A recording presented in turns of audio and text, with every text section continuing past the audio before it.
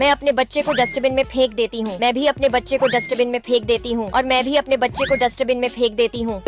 ओए पागल लड़कियों, तुमने अपने बच्चों को डस्टबिन में क्यों फेंका? ये हमारे बच्चों के रूप में राक्षस हैं। रुको, मैं अभी चेक करता हूँ। रोबोट बेटा जल्दी आके चेक करो। अरे हाँ, ये तो सच में राक्षस है, तुम जा सकती हो। अरे हाँ, ये भी राक्षस है, तुम भी जा सकती हो। ओ लड़की, ये तो असली का बच्चा है, तो इसे क्यों डस्टबिन में डाला? क्योंकि ये मेरा सौतेला बेटा है। तुझे भी पिंजरे में बंद